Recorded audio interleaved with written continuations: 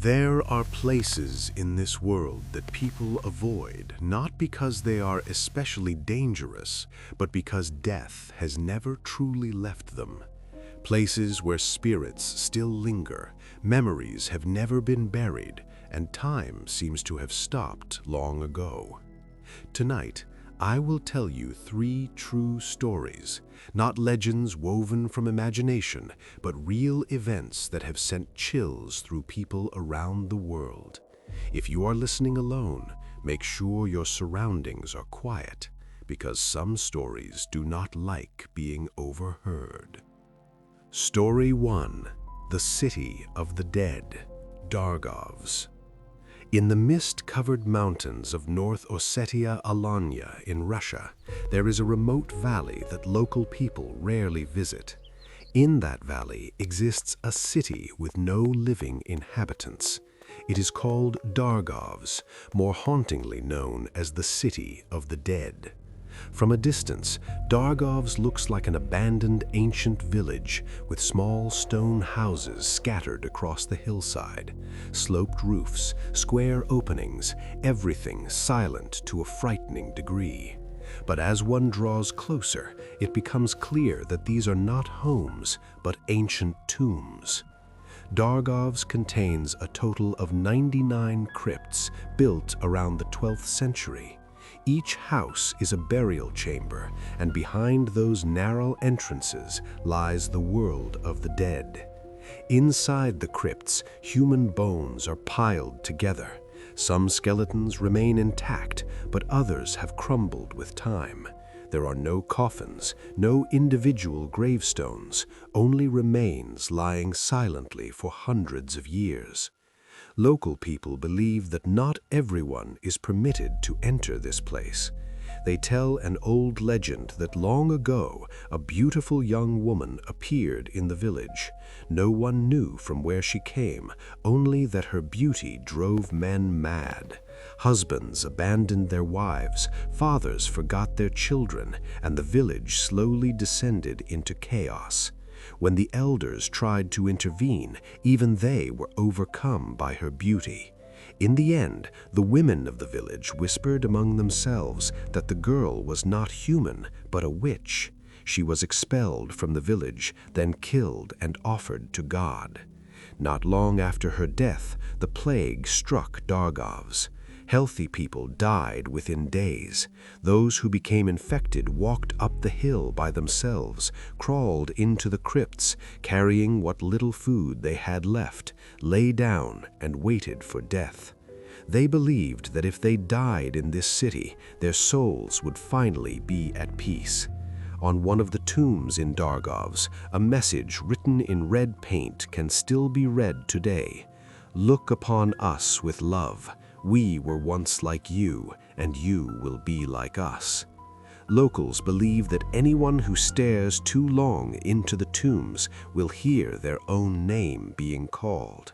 That is why they do not come here at night, do not look inside the crypts, and never stay after the sun sets. According to them, the dead of Dargovs are still standing guard. Story 2. Dan Cooper, the man who vanished in the sky. The second story does not take place in a cemetery or a desolate valley, but high above the United States. On November 24, 1971, Thanksgiving Day, a middle-aged man wearing a neatly pressed suit walked into Portland Airport. He purchased a one-way ticket for Flight 305, carried no checked luggage, and brought only a black briefcase. The name on the ticket was Dan Cooper. No one could have imagined that this short flight from Portland to Seattle would become one of the greatest mysteries in American aviation history. Just minutes after takeoff, Cooper handed a folded note to a flight attendant.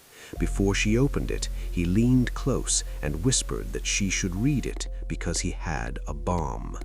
Inside Cooper's briefcase was an explosive device. He did not shout or panic. He spoke in a calm voice that was chillingly cold. His demands were clear: $200,000 in cash, 4 parachutes, refueling of the aircraft, and a new flight path of his choosing. All of his demands were met. After the passengers left the plane, the Boeing 727 took off again into the rainy night, flying low over the dense forests of the Pacific Northwest. Around 8 o'clock in the evening, the crew felt a slight shudder. A warning light in the cockpit illuminated, indicating that the rear stairway had been deployed. Dan Cooper had jumped. No one saw him fall. No one heard an impact. There was no distress signal. It was a complete disappearance. For the next 45 years, the FBI searched deep forests and wide rivers, questioning more than 800 suspects. Hundreds of people claimed to be Dan Cooper, but none of them were real. In 1980, a young boy accidentally discovered nearly $6,000 in decayed cash along the banks of the Columbia River, the serial numbers matching the ransom money. But Dan Cooper himself was never found. Some believe he died that stormy night. Others believe he survived. And every Thanksgiving, he quietly smiles as people retell his story. Story 3. The Souls Beneath the Vienna Opera House. The final story brings us to the center of Vienna, Austria, where a magnificent opera house stands in elegance and grandeur. Music fills the air each night, lights shine brightly, and audiences arrive dressed in fine clothes. But beneath the stone foundation of that opera house lies a truth few wish to remember. On March 12, 1945, Vienna was engulfed in bombing during the Second World War. Hundreds of civilians panicked and fled into the underground shelter of the Philippshof building opposite the opera house, believing they would be safe. They were wrong. Phosphorus bombs pierced the thick stone walls, and fire flooded the confined space of the shelter. In a short time, it became a living hell beneath the city. At least 200 people were killed, and many bodies were never recovered. After the war, the ruins were leveled, with no excavation and no proper burials. The opera house was rebuilt, covered in the splendor of a city that loved music. But from that moment on, strange things began to happen. Performers heard footsteps behind the stage when no one was there. Musicians felt a sudden cold brush against their necks when standing alone on the stage. Some claimed to hear whispers rising from beneath the ground. The people of Vienna believe that the forgotten souls of Philippshof never left. They are still waiting to be remembered, waiting for someone to listen to their story. 3 stories, 3 places, 3 different kinds of disappearance, yet they all share one thing in common. Some things never truly die. They simply fall silent, watching, existing right beside us. And if tonight you hear a strange sound in the darkness, do not turn around too quickly. Someone might be listening.